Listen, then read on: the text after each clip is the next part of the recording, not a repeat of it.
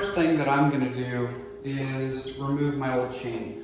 And this one, as some of you know who have watched my video from this weekend, I put a smaller chain on here. I put it on the 16 tooth in the back, made it kind of a single speed for a couple days, just so I could ride it around. They do sell kits that you can convert your multi-speed bike into a single speed. Saw those and I was tempted. Ended up not going that route, so part of that reasoning was because I didn't want to waste a mountain bike. The other part of that was I had already ordered these parts, so to avoid having to return all those parts and deal with that, we're just going to keep this as a trail bike with gears. So I'm going to save this chain by hooking it back up. We're going to set this aside. You're going to want to take the rear wheel off. I've already installed my Goat Link, so that's ready to go. So when you get this kit I mentioned before, you're going to want to get this Goat Link 11. Very important that you get this one, not the Road Link. This makes it to where it gives it a little bit more length for the cage, so that way it can actually reach that 46 tooth cog. And mine just slips right out. Yours may be a little more finicky. You might have to navigate your old derailleur and all that stuff. So this has already been taken care of for me. And I like to use the bottom of my triangle here on my stand to kind of rest this. That way I'm not dropping the wheel onto the rotor and then over the other side onto the cassette. So this is where you're going to grab your chain tools. This piece goes right in here, and as you can see, it just fits right in that lock ring. And this is where the chain width comes into play, because you can't loosen this. You can do, you can hold it tight with gloves if you're super strong. I'm not super strong. I like to keep my hands free of cuts. Wrap this around. Sometimes it's real easy depending on who put it on last. Sometimes it's a little more difficult. We'll see. So mine was already pre-loosened a little bit. Sometimes you'll have to stand the tire up, get yourself a little bit more leverage. Sometimes I find kicking it with your foot breaks it free, and then you can just spin it out. So once this is loose, you can remove this, take your lock ring out, set it to the side. Basically pull all the pieces out. That's the removal. Any kind of grease is a good grease versus no grease. And I should get a paper towel, wipe that off first, get all the grit out of there. So once that's done, get yourself a generous amount of grease. Just get yourself some on there. Not gonna hurt nothing. Good. So now you can grab your cassette, your new cassette.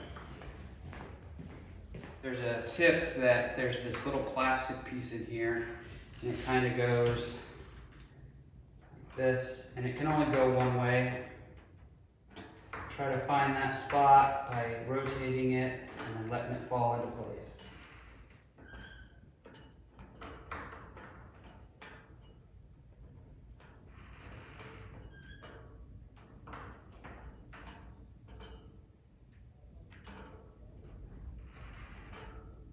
Should be about right there. There we go. Okay, so then you take your lock ring. You can also throw some grease on here. Back spin. You want to make sure that you're threading this in straight. You don't want to cross threading. It should go on nice and easy. Now, doing this part, you don't need the whip. You can just bring it up right ways. Stick your thing in there. 40 Newton meters. I was going to say, I'm not sure of the tightness this needs to be. Specs or wrenches to get.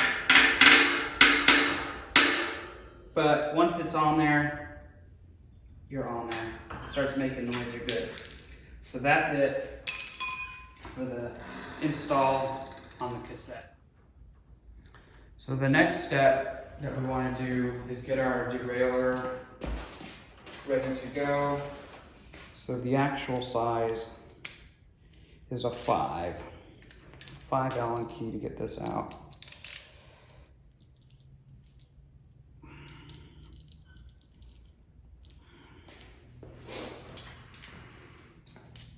And then just work this hanger out. When it comes free, you're probably gonna lose a piece. I do almost every time. Once you've broken that free, you're presented with these pieces here. And we're going to take this, let's see. I'm gonna want this piece to go directly into here. This can sit right on here. It's a perfect fit. And we're gonna take this and we're gonna throw this in here.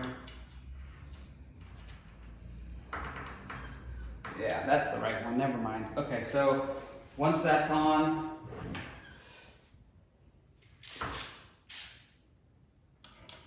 oh, I'm going this way. Just want to thread this in here nice and good. Make sure that your B screw here is actually lined up with the goat link hanger. So we're in a good spot here. Tighten it down, be careful. All right, so I'm back. I had to go and dump the footage off of my phone because my phone filled up. So I don't know how much of this is gonna get lost, but the next step that you wanna do after you've got the cable routed, put up there all the way through, you're gonna bring this end down through this little notch here. And it kind of just fits right in there. I'm gonna pull it tight. It doesn't have to be super tight. Just so that way all the slack is out of the cable and it's, you know, just pulled taut, I guess is what they say. And then you tighten down this bolt here. That's gonna keep your tension on there.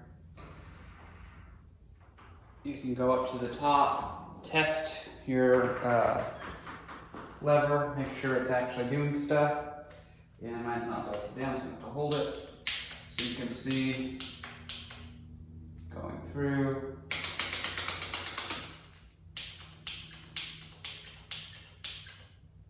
So I'm only getting a few clicks, so I might have too much tension on there, or maybe it's the limiting screw, so we'll have to play with all of that. So once you've made it to this point, I like to bend this cable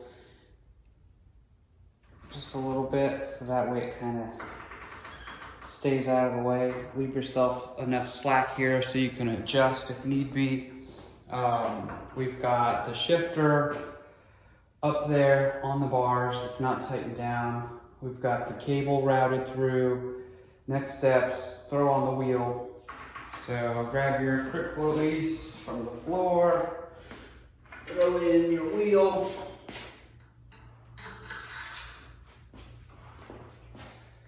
The other side, put it on. Thread it just a minute there. Probably have to get all this kind of out of the way. And we're on. So from here, this is when it is handy to have a friend, but I never do. So tighten down your thing. Doesn't have to be right and tight, we just want it to stay in place for now. And there's that cable kind of in the way. So bend it out of the way so that way you can see what you're doing here. So from here, we've got the wheel on, we've got the derailleur on. Next step is to grab your chain. And this is the KMC 10-speed chain. Comes, in my past experience, it comes already to length. That'll depend a little bit on your personal setup as well. For this particular setup, I'm running a 34 tooth oval chain ring in the front, and this is an 11 to 46 tooth cassette. So make sure that you are all the way back out on your shifter. And these chains, they come in and they're real sticky, greasy.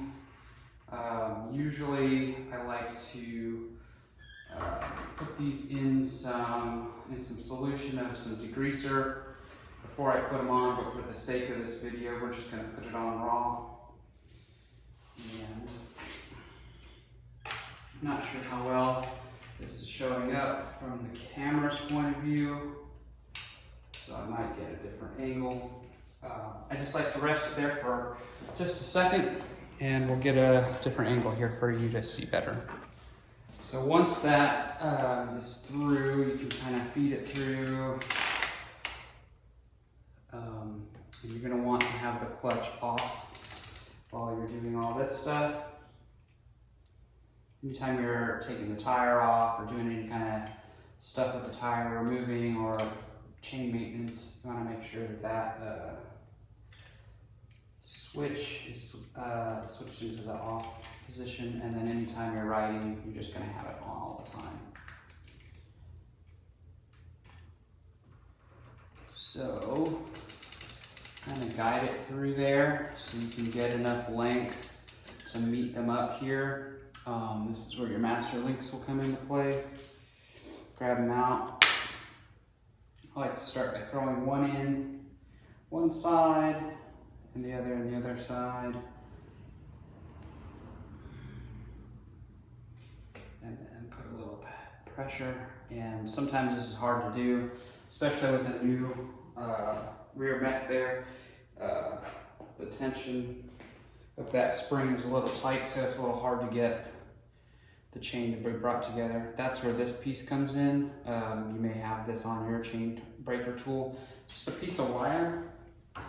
You hook it onto one piece of the chain, and then you bring it over to the other side. And I don't know if this is a good angle because the pedal's probably in the way, but it basically holds the chain for you, acting sort of as a third hand. So then you can bring your chain together without it springing back on you. And you join them. You can pull them to click them if you can. If you can't, it's okay, as long as they're in place for now. And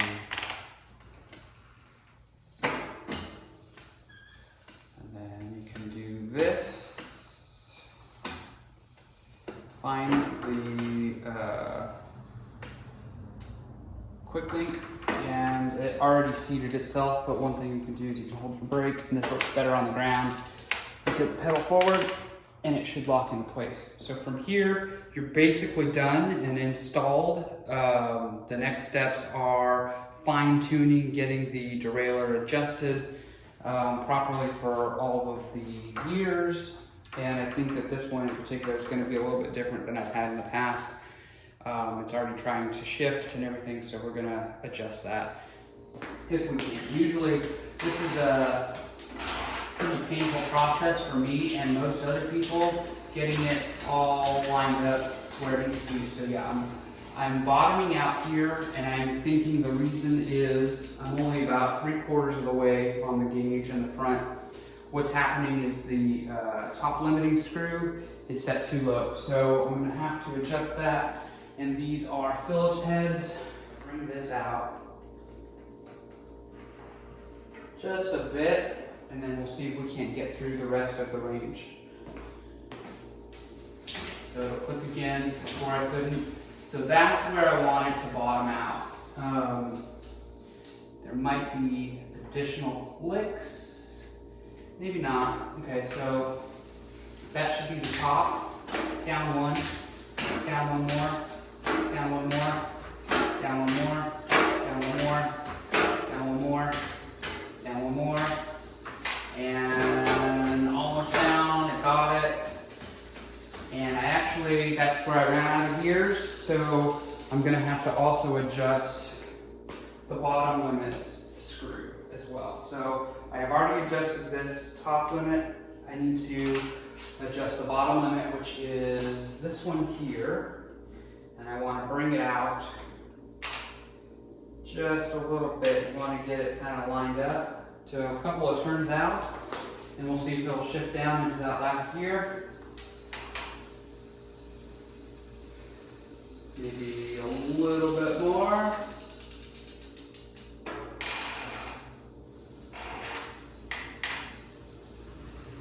And if that doesn't do the trick, you may have just slightly too much tension on your cable, so you can adjust this out just a little bit.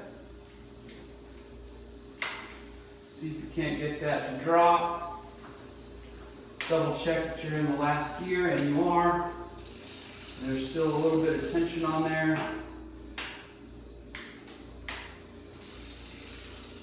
And see if we're still not quite where we want to be on this limiting screw. So bring this out just a hair. It's almost there, wanting to go. We'll try this.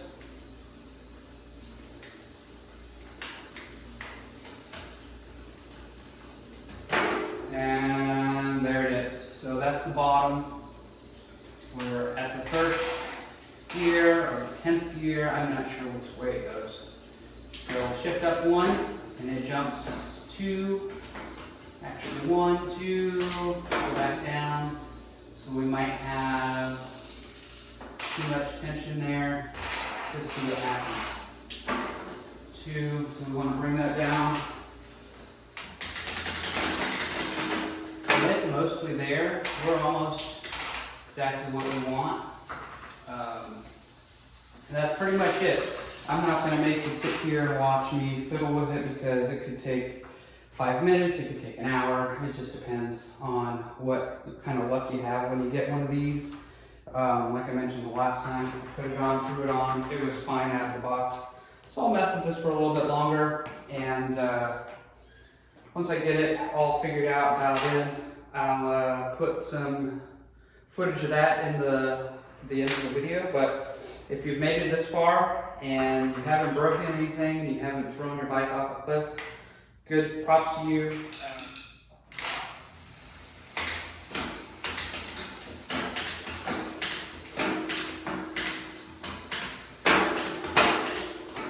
All the way back up if we can. And it's a little crunchy, but there will have to be some fine tuning once you take it out. You'll be able to get a better feel for how it's actually performing, and you can fine tune with that barrel adjuster at the top. But I think that this has been a mostly successful install. If you liked what you saw, please like, comment, subscribe. If you